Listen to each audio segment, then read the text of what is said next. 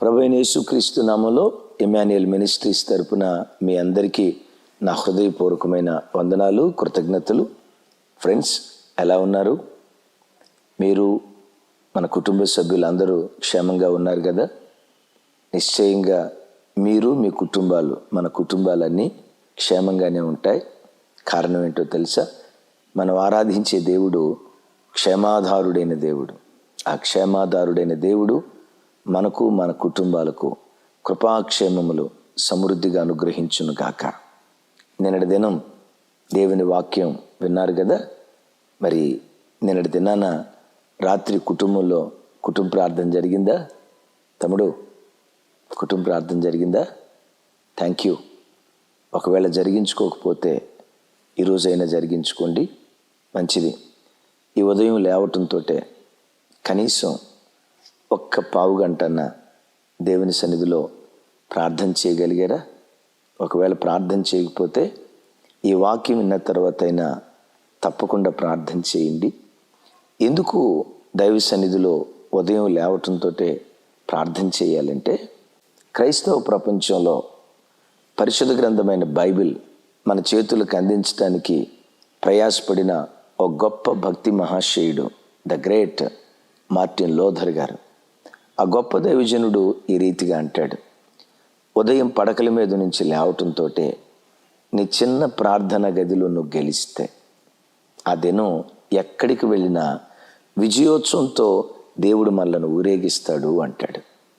ఎంత అద్భుతమైన మాట! ఉదయం లేవటంతో ప్రార్థన గదిలో గెలిస్తే ఆ దినం ప్రపంచంలో ఎక్కడికి వెళ్ళినా, ఏ పని నిమిత్తం వెళ్ళినా విజయాలు సాధించడానికి అనుకూలతలు దేవుడు ఏర్పాటు చేస్తాడు. ఈ దినం నీవే పని నిమిత్తం బయలుదేరి వెళ్తున్నావో, ఏ కార్యాలు చేయాలని తలపెట్టి నీ ఇంట్లో నుంచి నీ అడుగులు ప్రారంభించావో, ఓ దైవజనుడిగా నిన్ను ఆశీర్వదిస్తున్నాను. ఈరోజు నువ్వు తలపెట్టిన ప్రతి పనిలో దేవుడు విజయాన్ని నీకు అనుగ్రహించునుగాక. అలా విజయాన్ని అనుగ్రహించాలి. లోకంలో నువ్వు విజయాన్ని సాధించాలంటే మొదట ప్రార్థన గదిలో నువ్వు విజయాన్ని సాధించాలి. అదే భక్తుడు మార్టిన్ లూథర్ గారు మాట్లాడుతూ అంటాడు, ఈరోజు నాకు చాలా ఎక్కువ పని ఉంది. ఎక్కువ పని ఉన్న రోజు ఇంకెక్కువగా నేను ప్రార్థన చేస్తాను అంటాడు. మన పరిస్థితులు ఎట్లా ఉంటాయంటే, ఈరోజు చాలా ఎక్కువ పని ఉందండి, విస్తారమైన పని ఉందండి, అందుకనే కొంచెం సేపు ప్రార్థన చేస్తాను, దేవుడు అర్థం చేసుకుంటాడులే, దేవుడు మనల్ని అర్థం చేసుకోలేని మూర్ఖుడేం కాదు కదా అని సరిపుచ్చుకునే మాటలు మాట్లాడతాం. ఈ భక్తుడు అంటాడు, ఈరోజు ఎక్కువ పని ఉంది కనుక ఎక్కువ ప్రార్థన చేస్తాను. ఎక్కువ పని ఉన్నప్పుడు ఎక్కువ ప్రార్థన చేస్తే ఏం జరిగిద్దో, ఎక్కువ పని ఉందని తక్కువ ప్రార్థన చేస్తే ఏం జరిగిద్దో మీకు జ్ఞాపకం చేస్తాను. ఈరోజు 8 గంటల పని ఉంది, ఎంత ఎక్కువ పని ఉంది కాబట్టి కొంచెం సేపే ప్రార్థన చేస్తా అని కొంచెం సేపు ప్రార్థన చేసావనుకో, 8 గంటల్లో పూర్తి అవ్వాల్సినటువంటి పని 12 గంటలైనా పూర్తి కాదు. ఒకవేళ పూర్తయినా ఆ పనిలో విఫలత పొందేటువంటి ప్రమాదం ఉంటుంది. విచిత్రం తెలుసా? ఈరోజు 8 గంటల పని ఉంది, రోజు అర్ధగంట ప్రార్థన చేసే నేను ఒక్క 10 నిమిషాలు ఇంకెక్కువగా ప్రార్థన చేస్తానని కొంచెం ఎక్కువ ప్రార్థన చేస్తే 8 గంటల్లో పూర్తి అయ్యే పని ప్రార్థన శక్తి ద్వారా 6 గంటల్లోనే పూర్తి అయ్యేటట్లుగా దేవుడు అద్భుతం చేస్తాడు. ఎక్కువ పని ఉంటే మరి ఎక్కువగా మనం ప్రార్థన చేయడం కాక, ప్రార్థన చేస్తే ఏం జరిగిద్దో నిన్న మనం విన్నాం కదా. ప్రార్థనా పరుల పక్షాన ప్రభు పని చేయటం ప్రారంభిస్తాడు. అదే యెషయా గ్రంథం 28వ అధ్యాయం 21వ వచనంలో మనం చదువుకున్నాం కదా. నిజముగా తన కార్యమును తన ఆశ్చర్యమైన కార్యము చేయుటకు అపూర్వమైన తన కార్యమును అనరించుటకు ఆయన పెరాజిము అను కొండ మీద లేచినట్లు యెహోవా లేచును. గిబియోను లోయలో ఆయన రేగినట్లు రేగును. హల్లెలూయా. గిబియోను లోయలో రేగినట్లు ఆయన రేగును అంటాడు. దైవ సన్నిధిలో మనం ప్రార్థన చేస్తే గిబియోను లోయలో దేవుడు ఎలా రేగాడో నీ విషయంలో, నీ కుటుంబ విషయంలో, నీ పిల్లల విషయంలో, నీ భార్య విషయంలో, నీ వ్యాపార విషయంలో దేవుడు రేగటం ప్రారంభిస్తాడు. చెలరేగటం ప్రారంభిస్తాడు. చెలరేగటం అనే మాట తరచుగా ఆటల్లో చూస్తాం కదా. క్రికెట్లో సచిన్ టెండూల్కర్ చిచ్చరి పిడుగులాగా చెలరేగాడు అనే టైటిల్ మనం వింటాం కదా. కొన్నిసార్లు వార్తల్లో చూస్తాం. భారతదేశ క్రికెట్ ఆటలో ఒత్తిడి ఎక్కువగా ఉన్నప్పుడే విరాట్ కోహ్లీ, మహేందర్ సింగ్ ధోని వాళ్ళు చెలరేగుతారట. విచిత్రం తెలుసా? వాళ్ళు ఎలా చిచ్చరి పిడుగులాగా చెలరేగారో నా దేవుణ్ణి చిచ్చరి పిడుగు అని నేను అనలేను, కానీ నువ్వు ప్రార్థనే కనుక చేయగలిగితే నీ ప్రతి సమస్యలో చిచ్చరి పిడుగులాగా, చిరుతలాగా నీ పక్షాన దేవుడు చెలరేగటం ప్రారంభిస్తాడు. ఇంతకీ మీరు అడగొచ్చు, అయ్యా గిబియోనులో దేవుడు చెలరేగాడు అన్నారు కదా, అసలు గిబియోనులో ఏం జరిగింది?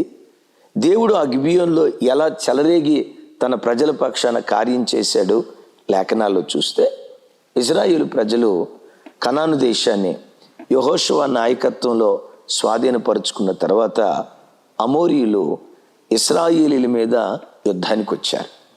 ఆ సమయంలో దైవజనుడైన యెహోషువ దేవుని సన్నిధిలో ప్రార్థన చేశాడు. అమోరీయులు వాళ్ళు సాధారణమైన వారు కాదు. వారు కొండజాతి ప్రజలు, ఆటవిక ప్రజలు. సహజంగా ఆ కాలంలో, ఈ కాలంలో కాదండి, ఆ కాలంలో అరణ్యంలో నివసించే ఆటవిక ప్రజలు బహు క్రూరంగా బ్రతికేటువంటి వాళ్ళు. నరమాంస భక్షకులు అని వారిని అనేటువంటి వాళ్ళు, బహు క్రూరంగా ఉండేటువంటి వాళ్ళు. అలాంటి క్రూరత్వం కలిగినటువంటి అమోరీయులు ఇశ్రాయేలు మీద యుద్ధానికి వస్తే దైవజనుడైన యెహోషువ దేవుని సన్నిధిలో ప్రార్థన చేశాడు. అలా ప్రార్థన చేసినప్పుడు ఏం జరిగిందో యెహోషువ గ్రంథం 10వ అధ్యాయం 10వ వచనంలో చదువుకుందాం. అప్పుడు యెహోవా ఇశ్రాయేలు ఎదుట వారిని కలవరపరచగా, అప్పుడు యెహోవా ఇశ్రాయేలీయుల ఎదుట అమోరీయులను కలవరపరచగా. అమోరీయులు అనేవాళ్ళు కఠినపు హృదయం కలిగిన వారు, బహుక్రూరత్వం కలిగిన వారు. యెహోషువ ప్రార్థన చేస్తే ఆ కఠిన హృదయాలలో కలవరాన్ని దేవుడు ప్రారంభించాడు. అంత గుండె దెట్టరులు అని పిలువబడిన వారు భయంతో, భీతితో వణికేటట్లుగా దేవుడు చేశాడు. ఈ మాట వింటున్న దేవుని బిడ్డ, ఒకవేళ నీ జీవితంలో ఎవరైనా ఆటవిక ప్రజలుగా క్రూరత్వంతో నీ పట్ల ప్రవర్తిస్తున్నారా? అయ్యా, మా పిల్లలకి మేము ఎంత ప్రేమ పంచినా వాడు మూర్ఖుడిగా ప్రవర్తిస్తున్నాడయ్యా, తల్లి తండ్రి అనే గౌరవం లేకుండా కఠినుడిగా ప్రవర్తిస్తున్నాడయ్యా అని తల్లిదండ్రులారా, పిల్లల విషయమై ఏడుస్తున్నారా? భయపడకండి. యెహోషువ ప్రార్థన చేసినట్లుగా దైవ సన్నిధిలో మనం ప్రార్థన చేద్దాం. నీ ప్రార్థన ఆలకించి ఆ కఠిన హృదయాన్ని యేసు నామములో ఏదో ఒక రోజు దేవుడు కరిగించడం ప్రారంభిస్తాడు. ఓ తల్లి, నా భర్తకు నేను ఎంత ప్రేమ పంచినా, ఎంత అణుకువగా ఉన్నా, అయ్యా క్రూరుడిగా ప్రవర్తిస్తున్నాడయ్యా, ఈ కాటినిప్పు భర్తతో నేను కాపురం చేయలేకపోతున్నానయ్యా, నేను చస్తే బాగుండు, ఆత్మహత్య చేసుకుని ఈ లోకాన్ని విడిచిపెడితే బాగుండని భర్తను బట్టి విసిగిపోయి చావును కోరుకుంటున్నావా? చావు కాదు దానికి పరిష్కారం, ప్రార్థనే దానికి పరిష్కారం. ప్రార్థన చేయి. అమోరీయుల హృదయాన్ని కరిగించిన దేవుడు, కదిలించిన దేవుడు ఆటవికంగా ప్రవర్తించే నీ భర్త హృదయాన్ని, నీ పట్ల ఆటవికంగా ప్రవర్తించే వ్యక్తుల హృదయాలను ప్రార్థన ద్వారా దేవుడు కరిగించటం ప్రారంభిస్తాడు. చెలరేగుతాడు నీ విషయమై. నువ్వు ప్రార్థన చేయాలి, కానీ నీ భర్త విషయమై, నీ పిల్లల విషయమై, నీ భార్య విషయమై, నీ సమస్యల విషయమై దేవుడు చెలరేగటం ప్రారంభించునుగాక. ఈ చిత్రం చూడండి. మీరు అనొచ్చు, అయ్యా ఇప్పటికే ఎంతో కాలం నుంచి ప్రార్థన చేస్తున్నామయ్యా, అయినా భర్త మారలేదు, పిల్లలు మారలేదు, మా చుట్టూతో ఉన్న పరిస్థితులు అట్లాగే ఉన్నాయి, కఠినంగానే మిగిలిపోయాయి అని అంటున్నావా? చూడు, బండరాళ్ళను కొట్టేటప్పుడు కొన్ని రాళ్ళు ఒక దెబ్బకే పగిలిపోతాయి, మరికొన్ని రాళ్ళు 5 దెబ్బలు కొడితే కానీ పగిలిపోతాయి, మరికొన్ని రాళ్ళు 10 దెబ్బలు కొడితే కానీ పగులుతాయి. విచిత్రం తెలుసా? విచిత్రం తెలుసా? కొన్ని 1 దెబ్బకి, మరి కొన్ని 5 దెబ్బలకి, మరొకటి 10 దెబ్బలకి. ఒకటి ఖచ్చితం, ఆలస్యమేమో కానీ ఆ బండరాయి బ్రద్దలవ్వటం ఖచ్చితం. నమ్ముతావా ఈ మాట? ప్రార్థన చేస్తూ వెళ్ళిపో. ఏదో ఒకరోజు ఆ బండరాతి హృదయాలను మాంసపు ముద్దలుగా దేవుడు మార్చునుగాక. చెప్దాం ఆమేన్, ఆమేన్. గిబియోన్లో ఇంకా దేవుడు ఎలా చెలరేగాడు. యెహోషువ, ఇశ్రాయేలీయులు కత్తి తీసుకొని శత్రువులతో యుద్ధం చేస్తూ ఉంటే ఆకాశము నుండి దేవుడు వడగండ్ల వాన కురిపించినట్లుగా వడగండ్ల వర్షం చేత ఆ వడగండ్ల దెబ్బకు అనేక మంది అమోరీయులు హతులైపోయినట్లుగా దేవుని లేఖనాల్లో రాయబడి ఉంది. ఆ మాట నాకెంత ధైర్యాన్ని, సంతోషాన్ని కలుగు చేసిందో ఒకసారి చూడండి. యెహోషువ గ్రంథం 10వ అధ్యాయం 11వ వచనం చివరి భాగం. ఇశ్రాయేలీయులు కత్తివాత చంపిన కత్తివాత చంపిన వారి కంటే ఆ వడగండ్ల చేత చచ్చిన వారు ఎక్కువ మంది. ఆ వడగండ్ల చేత చచ్చిన వారు ఎక్కువ మంది అయిరి. Praise the lord. ఎంత అద్భుతమైన మాట చూడండి. ఇశ్రాయేలీయులు కత్తివాత చేత శత్రువులను చంపిన దానికంటే వడగండ్ల చేత ఎక్కువ మంది శత్రువులు చనిపోయారట. ఈ మాటకున్న అర్థం ఏంటో తెలుసా? దైవ సన్నిధిలో నువ్వు ప్రార్థన చేస్తే దేవుడు నీ విషయమై చెచ్చరి పిడుగులాగా ఆయన చెలరేగి నీ బలంతో నువ్వు కొన్ని విజయాలు సాధిస్తే ప్రార్థన ద్వారా నీ బలానికి మించిన విజయాలు సాధించినట్లుగా దేవుడు అద్భుతం చేస్తాడు. తమ్ముడు, చదువుకోవటానికి నీకు కొంత తెలివే ఉంది, ప్రార్థన చేయి. ప్రార్థన ద్వారా నీ తెలివితో సాధించలేని విజయాలు ప్రార్థనతో సాధించేటట్లుగా దేవుడు కార్యం చేస్తాడు. మొన్న కాంపిటేటివ్ ఎగ్జామ్ రాసి ఓడిపోయావు కాదు, పోలీస్ ఎగ్జామ్ కొరకు ప్రయత్నం చేసి విఫలమయ్యావు కాదు, కృంగిపోకు. దేవుడు ఎవరో తెలుసా? పడిన చోటే నేను నిలవబెడతాడు. కృంగిన చోటే నీలో నుండి ఉజ్జీవాన్ని దేవుడు పుట్టిస్తాడు. పతనమైపోయిన చోటే పతాక స్థాయికి చేర్చటానికి దేవుడు శక్తి కలిగిన వాడు. ఆయన చెలరేగుతాడు నీ విషయమై. మనం ఏం చేద్దామో తెలుసా? ప్రార్థన చేద్దాం. దైవ సేవక, ప్రార్థన చేస్తే నీ బలం ద్వారా కొంతమంది ఆత్మలను సంపాదిస్తే ప్రార్థన ద్వారా నీ బలానికి మించిన ఆత్మలు, నీ బలానికి మించిన సంఘాలు స్థాపించడానికి దేవుడు నీ పట్ల చెలరేగునుగాక. అద్భుతం. యుద్ధం భీకరంగా జరుగుతుంది. సాయం సంధ్య వేళ అవుతుంది. యుద్ధ నీతి ఒకటి ఉంది కదా, సూర్యాస్తమయమైందంటే యుద్ధాన్ని ఆపేయాలి. యెహోషువ మరలా ఆ విజయాన్ని రేపు పొందుకుందాంలే అని అనుకోలేదు. యెహోషువ గుండెలో ఉన్న తాపత్రయం ఏంటో తెలుసా? శత్రువు మీద ఈరోజే విజయాన్ని పొందాలి, ఈ రోజుతోనే దాన్ని ముగించాలి. ఎంత విజయకాంక్ష కలిగిన వాడో యెహోషువ చూడండి. ఈరోజు ఈ మాట వింటున్న దేవుని బిడ్డలారా, నీ గుండెల్లో కూడా ఈ విజయకాంక్ష ఉండాలి. రేపు పోరాడదాంలే, రేపు ప్రయాసపడదాంలే, రేపు ప్రయత్నం చేద్దాంలే అని కొంతమంది వాయిదా మాస్టర్లు ఉంటారు. ఓ వాయిదా మాస్టరు, వాయిదాలు వేస్తూ ఉంటే జీవితంలో విజయాన్ని సాధించలేవు. గుండెల్లో విజయకాంక్షతో నువ్వు రగిలితే, నేను చెచ్చరిపిడిగా దేవుడిని అనలేను కానీ మానవ భాషలో చెప్తాను, విజయకాంక్షతో నువ్వు రగిలితే చెచ్చర పిడుగులాగా దేవుడు నీ విషయమై చెలరేగటం ప్రారంభిస్తాడు.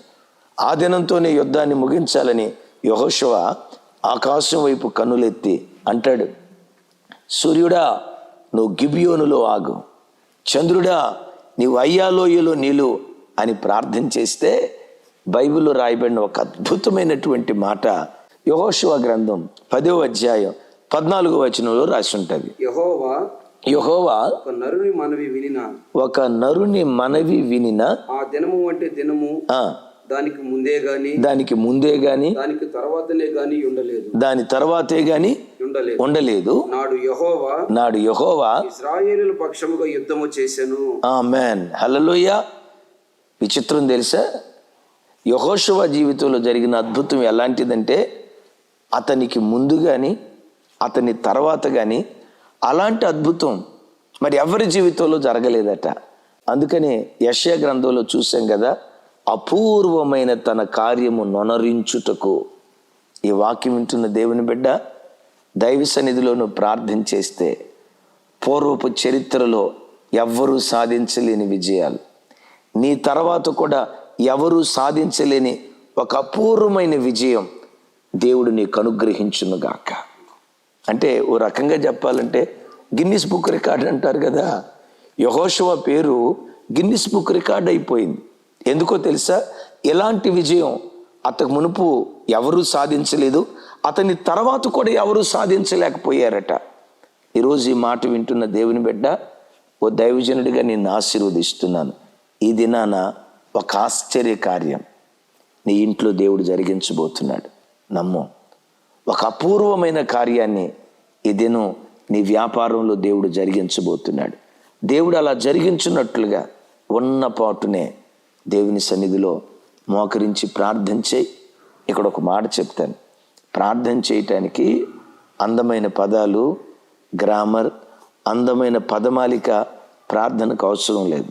నేను అంటాను, ఇప్పుడు యెహోషువ చేసిన ప్రార్థనలో సైంటిఫిక్ భాషలో చెప్పాలి అంటే ఈ ప్రార్థన తప్పు అని అనటానికి అవకాశం ఉంటుంది. ఎందుకో తెలుసా? సూర్యుడా గిబియోనులో నువ్వు నిలువు, చంద్రుడా నీవు అయ్యాలోయలో ఆగిపో అన్నాడు. వాస్తవంగా సైన్స్ ఎరిగిన వారు, ఖగోళ శాస్త్రం తెలిసిన వారు ఈ మాట తప్పు అంటారు. ఎలాగో తెలుసా? భూమి తన చుట్టూతో తను తిరుగుతూ సూర్యుని చుట్టూతో తిరుగుతూ ఉంటుంది. ఇది కదా నిలవాల్సింది ఎవరు? భూమి. ఆగిపోవలసింది ఎవరు? భూమి. కానీ సూర్యుడా నువ్వు నిలు, చంద్రుడా నువ్వు ఆగిపో అని అంటే ప్రార్థనకు అందమైన పదమాలిక కాదు కావాల్సింది. ఆ ప్రార్థనలో పదాలలో లోపం ఉండొచ్చు, హృదయంలో మాత్రం ఒక భారభరితమైన ప్రార్థన ఉంది. ఈ వాక్యం వింటున్న దేవుని బిడ్డలారా, నేను మంచి పదాలతో, అందమైన పదాలతో ప్రార్థన చేయలేకపోతున్నాను అని ఒకవేళ అనుకుంటున్నావా? ప్రార్థన కావలసింది పదమాలిక కాదు, చక్కటి భాషా పరిజ్ఞానం కాదు, గుండె చప్పుడు హృదయపూర్వకంగా దేవుని సన్నిధిలో వినిపించగలిగితే యెహోషువ విషయములో చెలరేగిన దేవుడు ఈరోజు ఈ వాక్యం వింటున్న నీ కుటుంబంలో దేవుడు చెలరేగునుగాక. తన భీకర కార్యం యేసు నామములో ఈ దినమే నా దేవుడు జరిగించునుగాక. ఆమేన్. Thank you. ప్రతిరోజు ఉదయం 5 గంటలకి షార్ట్ మెసేజ్ అప్లోడ్ చేయబడుతుంది. మీరు వింటూ అనేకులకు షేర్ చేయండి. మరొక చిన్న గమనిక, మీకేవైనా ప్రార్థన అవసరతలు ఉంటే క్రింద డిస్క్రిప్షన్ బాక్స్లో లింక్ కనపడుతుంది కదా, ఆ లింక్లో మీ ప్రార్థన అవసరతలు పోస్ట్ చేయండి. దాంతోపాటు మీ ఫోన్ నంబర్ కూడా పోస్ట్ చేయండి. మా దైవజనులు మీకు తప్పకుండా ఫోన్ చేసి మీకు వ్యక్తిగతంగా ఫోన్ కాల్లో ప్రార్థన చేస్తారు. మీకు సేవ చేయటానికే, మీ కొరకు ప్రార్థన చేయటానికే, మీ నిమిత్తమే మేము ప్రభు పరిచర్యలో ఉన్నాం. మా పరిచర్యను మీ ప్రార్థన అవసరతల కొరకు వాడుకోగలరని ప్రేమతో తెలియచేస్తున్నాను. సర్వసమృద్ధిగా ఈ దినమంతా దేవుడు మనలను దీవించునుగాక. ఓ చిన్న ప్రార్థన. దేవా, ఈరోజు బిడ్డలు ఏ పని నిమిత్తం బయలుదేరుతున్నారో ఈ దినం ఈ బిడ్డల కుటుంబాల్లో మీ ఆశ్చర్య కార్యాలు జరగాలి, అపూర్వమైన కార్యాలు జరగాలి.